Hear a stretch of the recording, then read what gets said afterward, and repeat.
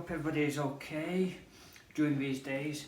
Just want to give you a talk. I'm Paul from Paul Walks, and I just want to go through some items on my beginning days of walking. I started walking in 1985 doing my Duke of Edinburgh Gold Award scheme, which then I got invited up to Norway on a 2-week expedition with the John Hunt Expedition Group, or Endeavour Training, through some very good leaders called Colin Matchett, Christine Lawler, and the founder's son Phil Alcock, which was some of the best days of my life. You don't have to be, I'm not an expert in walking, but I just want to show you you don't have to spend a lot of money when you first start out. I've had a 20-year break from walking and I'm just getting back into it. My first items, which was from Go Outdoors, obviously the usual socks from Go Outdoors. I normally wear 2 pairs of socks to cut down on friction from blisters. Then from Cotswolds, I got some fingerless gloves to enable me to use my gadgets, which we got them on the sale price. Then waterproof trousers, I don't know if you can see that, waterproof trousers from Go Outdoors again, which was very reasonably priced. And from Go Outdoors, a really nice hat from a brand called High Gear, which I believe is Go Outdoors home brand, which was very reasonably priced, but it keeps your ears really and your head really smug and warm. Then one of my best purchases was from Go Outdoors again, High Gear hiking boots. This one is, I believe, the Snowdon range, and literally I've been up Snowdon on the Rangers Path, and they've also been up Whernside in Yorkshire, and Derwent Valley, and up some peaks in Scotland such as Loch Nagar, which they were reasonably priced, and they're still going strong. When you go walking, obviously make sure you've got your map and a waterproof map case,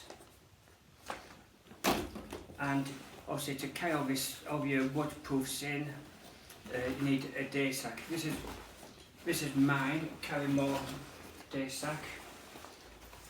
What's it called? Eclipse Cool Max from Carrymore, which obviously I've actually stolen. Well, I won't say I've stolen it.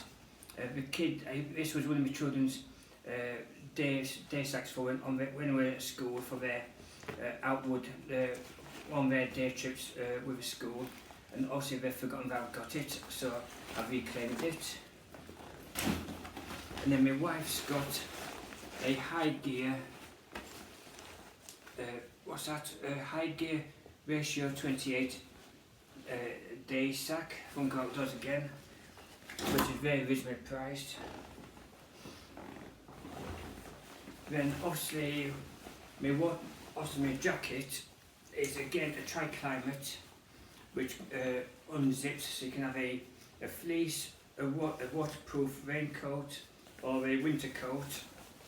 This is from Go Outdoors, a Tri-Climate again, and this again has been up Snowdon, Whernside, up in Scotland, up to 3,000 feet above in Scotland, and it's obviously been in Cheviot, and that's really lasted me really well. One of the best buys is a Tri-Climate from the High Gear in the Cotswolds. That's really brilliant.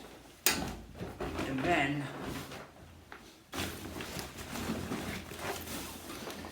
obviously today I'm just talking about just beginners. You don't have to go for the designer stuff. Just need to go cut. We just went on a budget cut price just to get us started. But just to show you one item from my Norway expedition not from Norway, but when I first started my first ever job at Swallow Hotel in Wayfield, my first wage packet I went and got in 1985. A Burgos, I think it says a 70 litre rucksack. Looking a bit tired, but it's still going strong. The only fault with this one now, because I've had it for well over 30 years, is the hood pocket, which is coming away at the seams. Just needs a little bit of repair work, but apart from that, it's still going strong, and I use it now as my secondary backup rucksack, which is really brilliant. Then I think that's basically it. Don't go out spending a whole lot of money. Just live within your means. But I would say, obviously, when you do go out walking, obviously be careful. Make sure that people know where you're going. You've got your routes mapped out.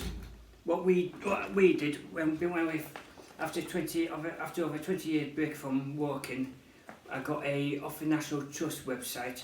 I've downloaded a route from Fairholmes Car Park in the Peak District up towards the Derwent Edge and back down to the Bower Reservoir.